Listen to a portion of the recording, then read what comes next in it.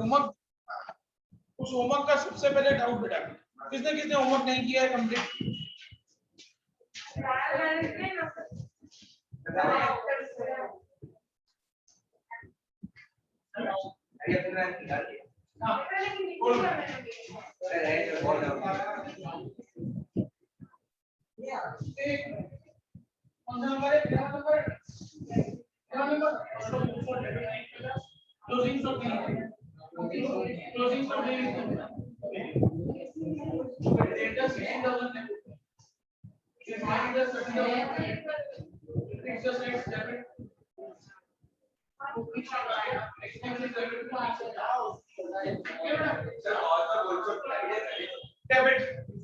Cost मतलब खर्चा।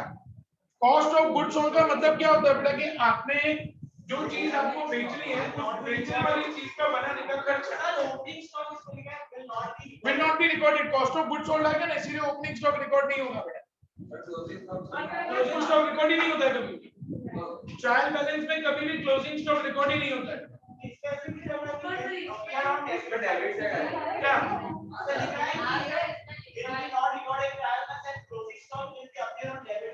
देखो बेटा, हमें ना इसमें आपको क्या करना है मैं आपको बताऊं, एक शॉर्टकट तरीका। कॉस्ट ऑफ गुड्स सोल्ड, उसकी एक फॉर्मूला होती है बेटा, opening stock plus purchase minus closing stock. तो आपका कॉस्ट ऑफ गुड्स सोल्ड कितना दिया भाई क्वेश्चन में? 1,50,50 1,50,000 is equal to opening stock कितना है बेटा? 60,000 प्लस परचेज तो है नहीं क्वेश्चन में, माइनस क्लोजिंग स्टॉक कितना है? 40,000। अब 1,50,000 प्लस 60 इधर आएगा तो माइनस 60, माइनस 40 इधर आएगा तो plus 40 is equal to purchase. So therefore purchase is equal to 1,30,000। Clear बेटा में? अब आप क्या करो, लिखो परचेज डेबिट में 1,30,000, परचेज लिखो डेबिट में 1,30,000 और ओपनिंग स्टॉक लिखो डेबिट में 60। अब टोटल करके देखो मैच हो रहा है। डेबिट में लिखो परचेज 1,30,000 एंड ओपनिंग स्टॉक लिखो डेबिट में 60। अब टोटल करके देखो बेटा मैच हो रहा है।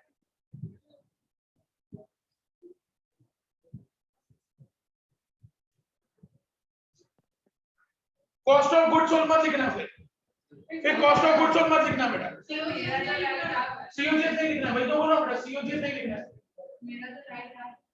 आपने क्लोजिंग स्टॉक लिखा होगा ना, उसका लॉजिक क्या है? हाँ एग्जाम में थोड़ी हिंट देंगे अपन को। तो लॉजिक ये है ऋषिका कि अपन पहले परचेज फाइंड आउट करेंगे बेटा, परचेज और ओपनिंग स्टॉक लिखेंगे, क्लोजिंग स्टॉक कभी भी अकाउंट में मतलब ट्रायल बैलेंस में लिखा नहीं जाता है। ठीक है?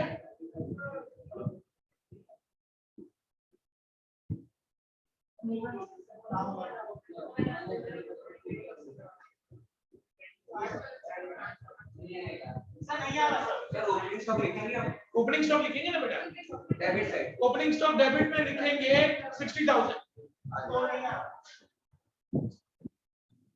क्लोजिंग स्टॉक में लिखेंगे नहीं, और ये कॉस्ट ऑफ गुड्स लिखेंगे नहीं, बस तो परचेज 130 लिखा। दो बोलते जाओ ना मेरे को फटाफट। ये ट्रायल बैलेंस मैं बना रहा हूँ, बोल आ गया particular debit rupees credit rupees. बोलो सबसे पहले मैंने परचेज लिख दिया बेटा डेबिट में 130,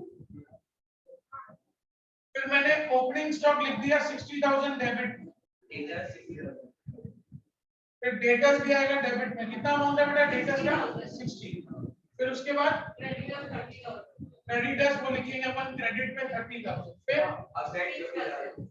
असेट्स कितना अमाउंट है वो डेबिट में लिखेंगे। फिर उसके बाद एक्सपेंस वो भी डेबिट में कितना अमाउंट है? ओके। फिर सेल्स क्रेडिट में 2 लाख। फिर कैपिटल जाएगा क्रेडिट में 90। फिर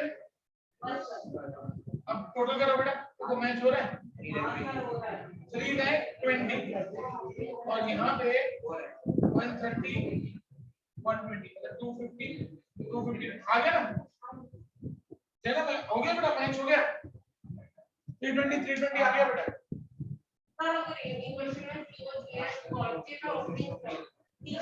तीनों है तो मैं सीओजीएस तो लिखना ही नहीं है, क्योंकि बेसिकली सीओजीएस का काम क्या होता है बेटा, परचेज फाइंड आउट करना है।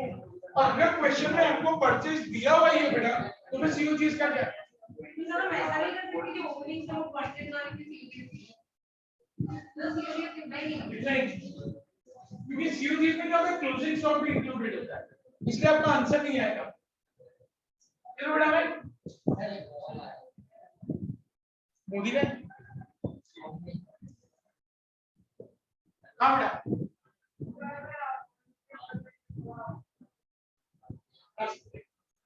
कंप्लीट हो गया बेटा सबका, डन है स्टूडेंट्स। चलो अब हम लोग नया चैप्टर शुरू कर रहे हैं बेटा। लो आपको बुक देना ना बेटा, क्या हमारा बुक की जरूरत नहीं है बेटा, हेडिंग दे दो चैप्टर नंबर 20, ए 20 नहीं है 19 है, फाइनेंशियल स्टेटमेंट 19 हेडिंग दो बेटा, chapter number 19 financial statement of sole proprietorship. Chapter number 19 Financial Statement of Sole Proprietorship.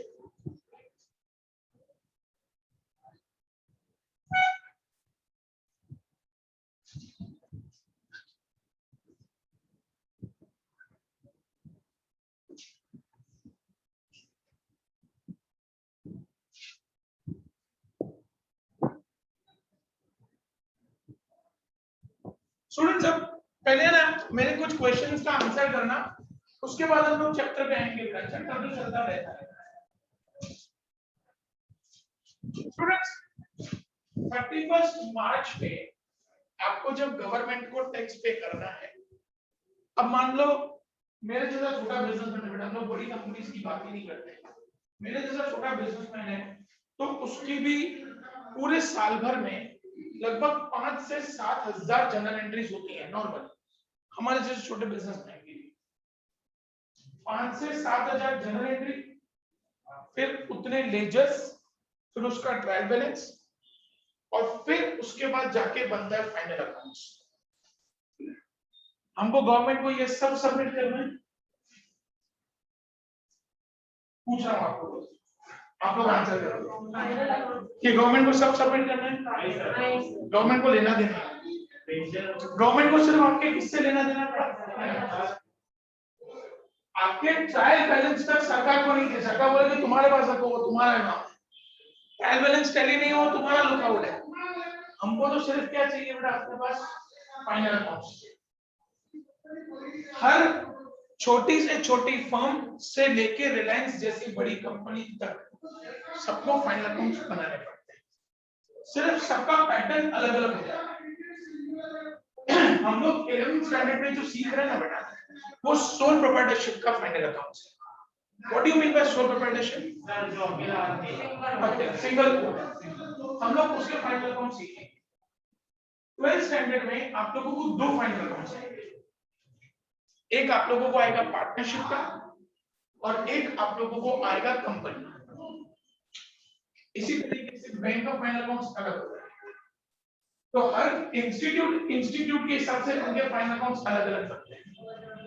हम लोग जो 11th स्टैंडर्ड में सीखने जा रहे हैं बेटा, 11th स्टैंडर्ड में जो हम लोग फाइनल अकाउंट सीखने जा रहे हैं वो किसका सीख रहे हैं बेटा? Sole proprietorship. कोई भी सोल प्रोप्राइटरशिप होता है ना बेटा, वो 3 अकाउंट्स बनाता है, ध्यान से समझना बेटा। Every sole proprietorship makes 3 accounts.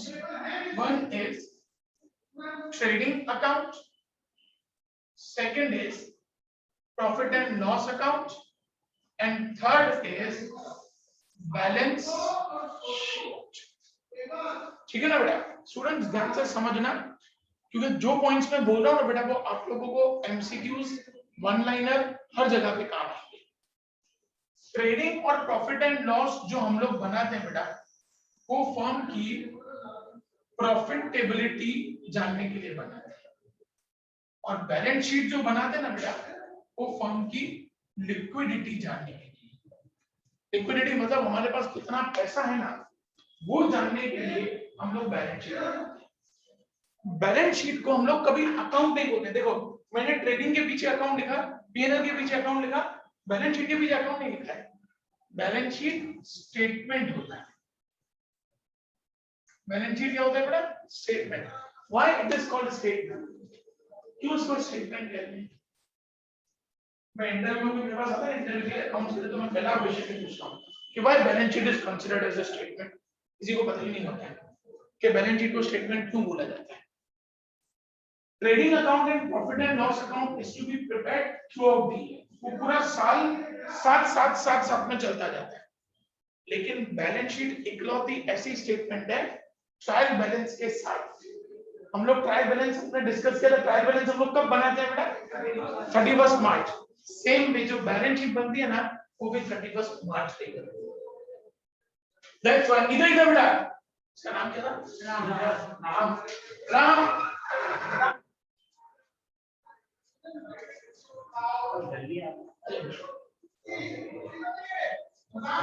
तो ट्रेडिंग को अकाउंट बोला जाएगा, प्रॉफिट एंड लॉस को अकाउंट बोला जाएगा, बैलेंस शीट को कभी अकाउंट नहीं बोला जाएगा। बैलेंस शीट को हम लोग क्या बोलेंगे बेटा?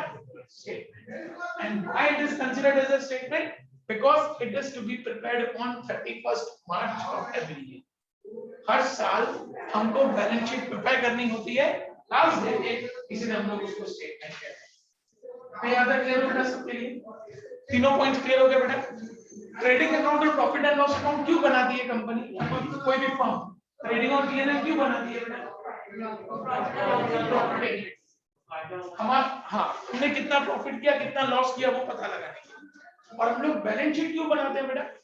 ये पता लगाने के लिए हमारे पास कितना पैसा है, कितनी प्रॉपर्टीज है और सामने हम पे कितना कर्जा है।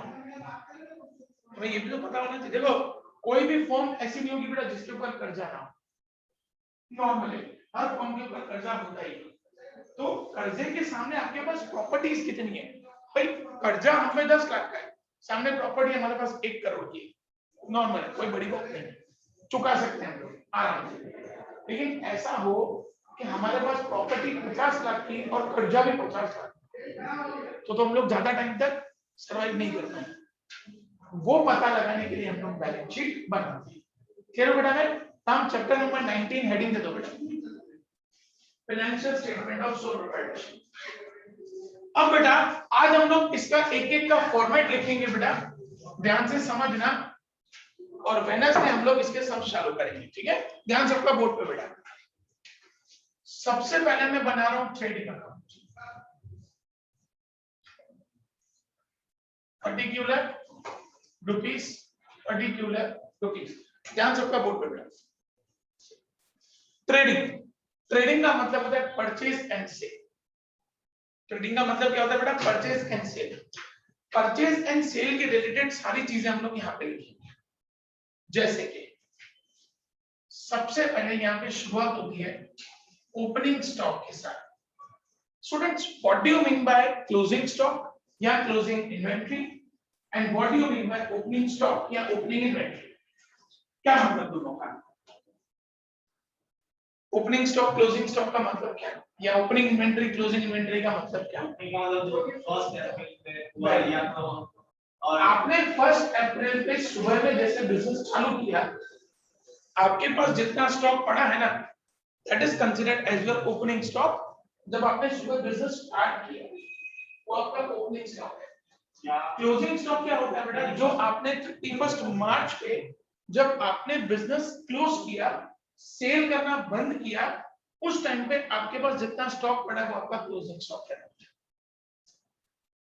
जो प्रीवियस ईयर का क्लोजिंग स्टॉक होता है वो इस ईयर का ओपनिंग स्टॉक होगा, और जो इस ईयर का क्लोजिंग स्टॉक होगा वो नेक्स्ट ईयर का ओपनिंग स्टॉक बनेगा। कंसेप्ट क्लियर है बेटा सबको? कोई कंफ्यूजन? हमने सबसे पहले शुरुआत किया ओपनिंग स्टॉक के साथ। ओपनिंग स्टॉक के बाद हम लोग लिखते हैं यहाँ पे परचेज। नाउ परचेज का मतलब क्या बेटा? जो भी गुड्स हमारे पास आया। राम इधर बोर्ड पे जाना बेटा। परचेज में से कभी कभी क्या होता है बेटा, हमें जो गुड्स पसंद नहीं आते हम लोग उसको क्या करते हैं? रिटर्न करते हैं, जिसको हम लोग क्या कहते हैं बेटा? Purchase return. परचेज में से परचेज रिटर्न को माइनस किया जाता है, उसमें से माइनस होता है गुड्स गॉन आउट। अब ये गुड्स गॉन आउट क्या होता है? जैसे गुड्स चोरी हो गए, गुड्स को आग लग गई, गुड्स हम लोगों ने किसी को सैंपल में दिए, गुड्स किसी को डोनेशन में दिए, या गुड्स हम लोग घर पे लेके गए, मतलब इन शॉर्ट आपके गुड्स जो भी बिजनेस में से बाहर गए उनको हम लोग कहते हैं गुड्स गॉन आउट। वो भी गुड्स गए बेटा, वो भी माइनस हो जाए। तो परचेज में से एक माइनस होगा परचेज रिटर्न, दूसरा आपके जो गुड्स बिजनेस में से बाहर गए वो भी माइनस होंगे, फाइनल अमाउंट को हम लोग बाहर लिखेंगे। यहाँ तक क्लियर बेटा सबको? कोई कंफ्यूजन यहाँ तक? बढ़ो आगे बेटा। उसके बाद परचेज से रिलेटेड कई सारे परचेज के एक्सपेंसेस होते हैं, जैसे गुड्स परचेज करते हुए हम लोगों ने कैरेज पे किया, कैरेज मतलब भाड़ा, चार्जेस हम लोगों ने पे किया। रेलवे का फ्राइट हम लोगों ने पे किया, मतलब रेलवे का भाड़ा हम लोगों ने पे किया। हाँ वेदांत बोलो बेटा। सर ओपनिंग या क्लोजिंग इन्वेंटरी मतलब? ओपनिंग स्टॉक मतलब जो आपका 1 अप्रैल का स्टॉक है वो, और क्लोजिंग स्टॉक मतलब जो आपका 31 मार्च का स्टॉक है वो क्लोजिंग इन्वेंटरी या क्लोजिंग स्टॉक। और सर वो इन्वेंटरी क्लोजिंग या ओपनिंग इन्वेंटरी मतलब? ओपनिंग इन्वेंटरी या ओपनिंग स्टॉक बात एक ही है बेटा, और क्लोजिंग इन्वेंटरी क्लोजिंग स्टॉक बात एक ही है। ओके स्टूडेंट्स, तो आपने रेलवे का फ्लाइट पे किया, डॉक चार्जेस पे। डॉक चार्जेस का मतलब क्या बेटा? वो शिप, जब गुड्स हमारे पास बाहर से आते हैं बेटा तो हम लोग शिप की चार्जेस पे करते हैं, उसको हम लोग डॉक चार्जेस कहते हैं।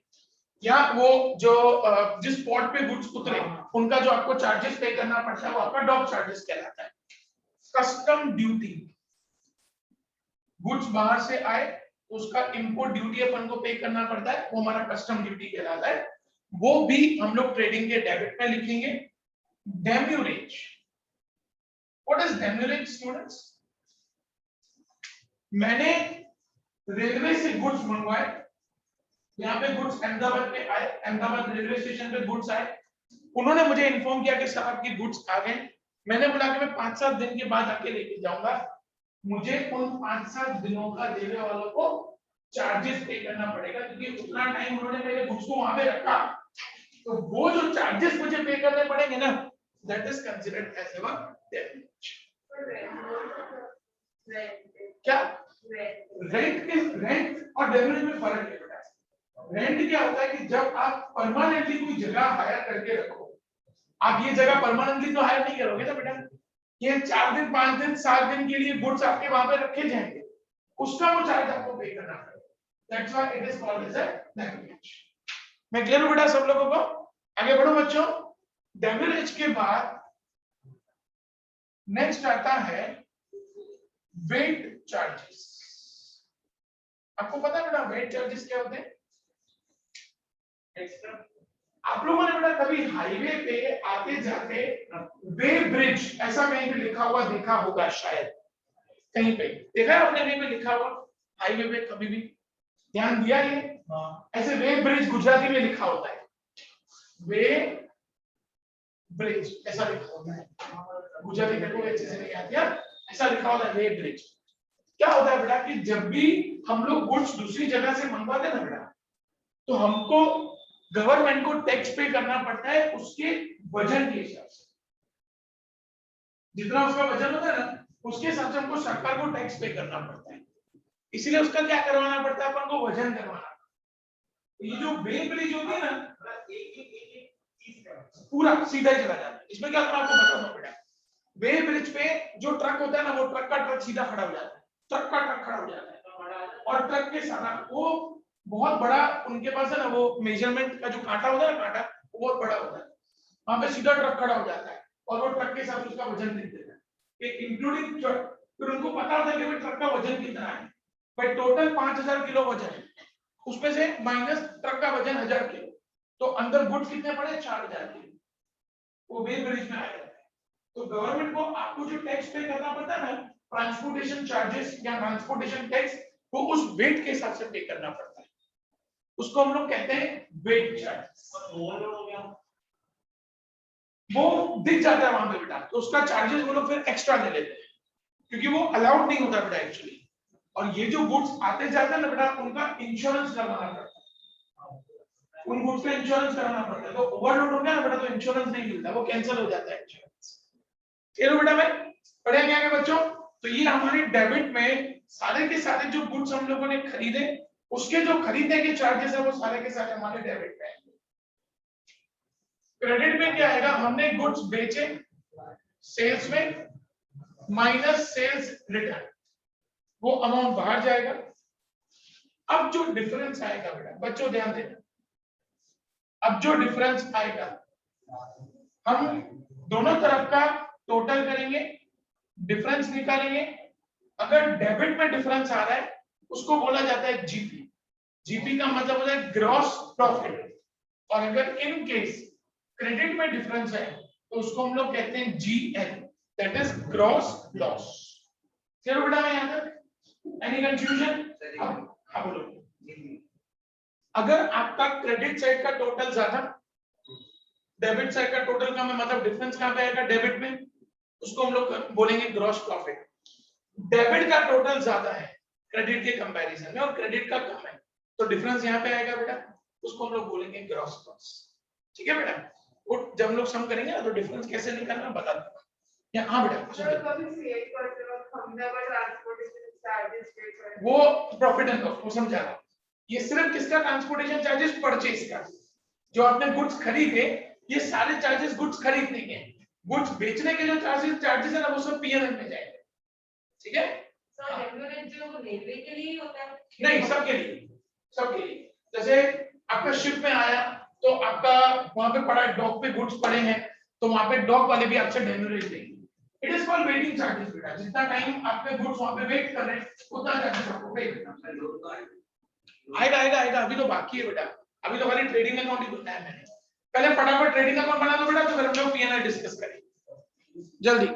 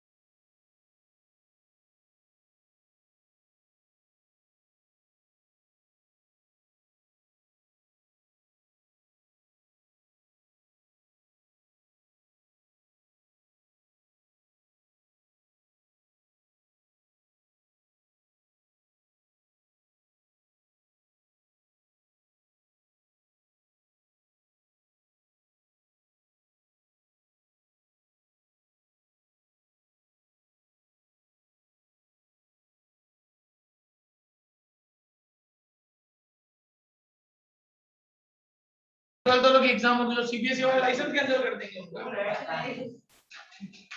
बेटा कंप्लीट हो गया ट्रेडिंग अकाउंट सबका। अब स्टूडेंट्स ट्रेडिंग अकाउंट के बाद, हाँ वेदांत बोलो, बोलो वेदांत बोलो। सर इस संडे वाली टेस्ट का कोर्स क्या है? वो मैं बता दूंगा बेटा शाम को, है ना। जितना हम लोगों ने अब तक किया है वो पूरा।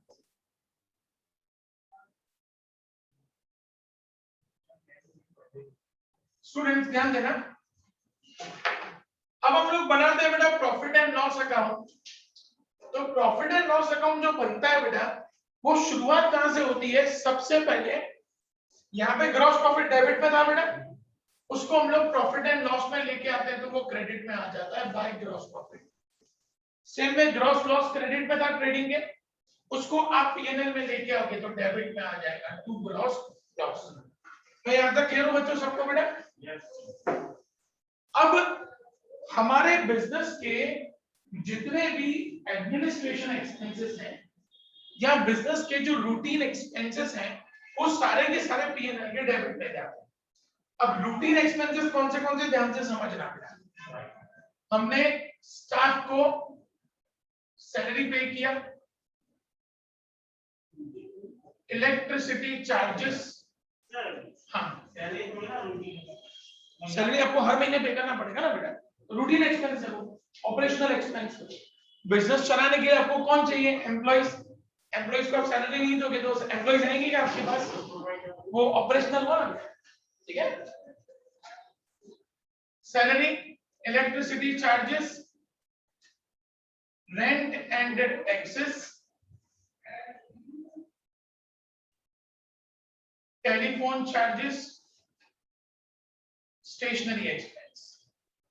इन सबको ना बेटा आप ऑफिस एक्सपेंस भी कह सकते हैं। चलो बेटा मैं सब लोगों के लिए, इसके अलावा कुछ ऐसे एक्सपेंसेस होते हैं कि जो सेल्स के साथ रिलेटेड होते हैं। जैसे मुझे सेल्स करना है तो क्या करना पड़ेगा बेटा? एडवर्टाइजमेंट। तो एडवर्टाइजमेंट का एक्सपेंस, सेल्समैन को कमीशन, वो भी मेरा सेल्स का एक्सपेंस है। कैरेज आउटवर्ड, जैनब एक मिनट बेटा, कैरेज आउटवर्ड का मतलब क्या होता है बेटा? आगे जो मैंने कैरेज लिखा ट्रेडिंग में, वो कैरेज इनवर्ड होता है। कैरेज इनवर्ड का मतलब होता है जब मैंने गुड्स खरीदा, उसका जो ट्रांसपोर्टेशन मैंने दिया वो कैरेज इनवर्ड कहलाता है। ये कैरेज आउटवर्ड क्या होता है? जो मैंने गुड्स बेचा, उसका जो ट्रांसपोर्टेशन होता है वो मेरा कैरेज आउटवर्ड कहलाता है। जो गुड्स सेल किया, तो जो गुड्स बेचते हैं उसका जो ट्रांसपोर्टेशन हम लोग पे करते हैं वो हमारा कैरेज आउटवर्ड है। मैं क्लियर हूं बेटा यहां तक सबको? कोई कंफ्यूजन? एडवर्टाइजमेंट एक्सपेंस, सेल्समैन की कमीशन, कैरेज आउटवर्ड। कभी-कभी बेड डेट्स होता है बेटा। क्या है किसी को बेड डेट्स क्या होता है बच्चों? क्या होता है बेड डेट्स? पैसा पार्टी ने पैसा देने से मना कर दिया, वो हमारा बेड डेट्स कहलाता है। तो वो हम उस सेल्स के साथ कनेक्टेड है ना बेटा। मैं गुड्स बेचूंगा तभी तो मेरा बेड डेट्स होगा ना। मैंने गुड्स बेचे ही नहीं किसी को तो बेड डेट्स कैसे होगा? तो it is related to sales. आप उसको सेल्स का एक्सपेंस भी कह सकते हो या आप उसको लॉस भी कह सकते हो। क्लियर हो बेटा? मैं इसके साथ साथ कुछ इंटरेस्ट पेड, ये हमारा फाइनेंस कॉस्ट कहलाता है, फाइनेंस का एक्सपेंस कहलाता है। इंटरेस्ट पेड, हमने किसी से लोन लिया, उसको इंटरेस्ट पे किया हम लोगों ने, तो वो हमारा एक्सपेंस है। हमने असेट्स ली, उनकी वैल्यू कम हुई, तो वो हमारा डेप्रिसिएशन कहलाता है। ये भी हमारा लॉस है, उसको हम लोग डेबिट में शो करेंगे। मतलब इन शॉर्ट आपके बिजनेस के जितने भी एक्सपेंसेस और जितने भी लॉसेस हैं वो सारे के सारे हमारे यहाँ पे डेबिट में है। क्रेडिट में क्या है? आपकी सारी की सारी इनकम्स। जैसे आपको कहीं से इंटरेस्ट रिसीव हुआ,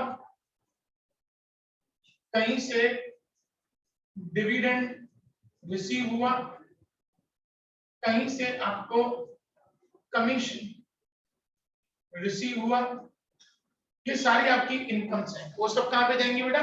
प्रॉफिट एंड लॉस के क्रेडिट में जाएंगे। अब आप प्रॉफिट एंड लॉस का टोटल करेंगे। ध्यान से सुनना बच्चों।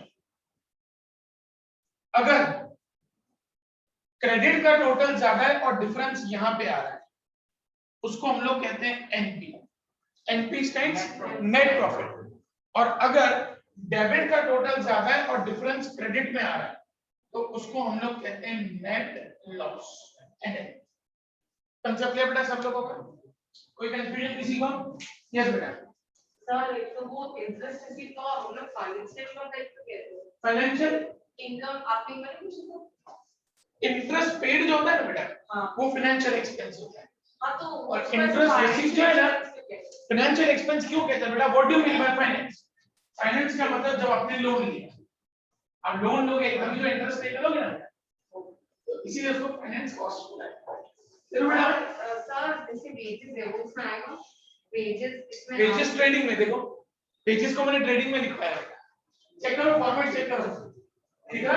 नहीं हम जब हाँ कि वेजेस में, लेकिन सर वेजेस ट्रेडिंग में जाता है। लेकिन सर जैसे सैलरी रूटीन होती है हाँ। तो वेजेस भी का डेली रूटीन पे कभी भी नहीं बेटा। आप वेजेस कब पे करते हो? जब आपको उनकी जरूरत होती है। आप प्लम्बर को रोज हर महीने पैसा देते हो प्लम्बर को? प्लम्बर को कब पैसा देंगे? जब काम करते हैं, वो वेजेस। तो वेजेस बेसिकली किसको पे करते हैं बेटा? समझना।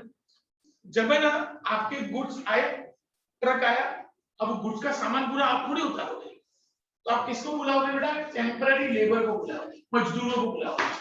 वो मजदूर आएंगे, आपका सामान उतार के आपके गोडाउन में रखेंगे, और जो भी उनकी चार्जेस होंगी वो उस दिन की लेके जाएंगे, वो वेजेस है।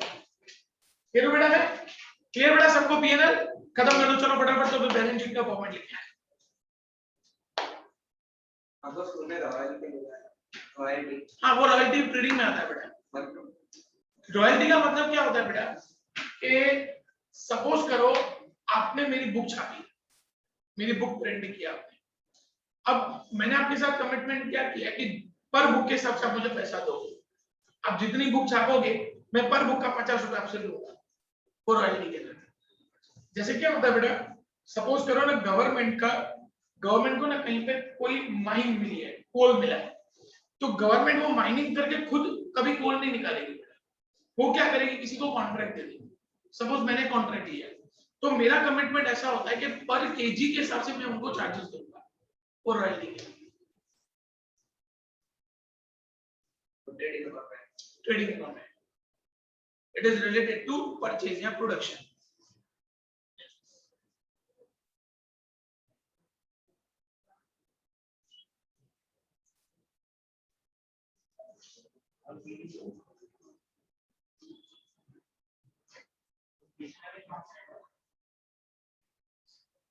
क्या हो बेटा? मेरे को पूछना चाहिए ना।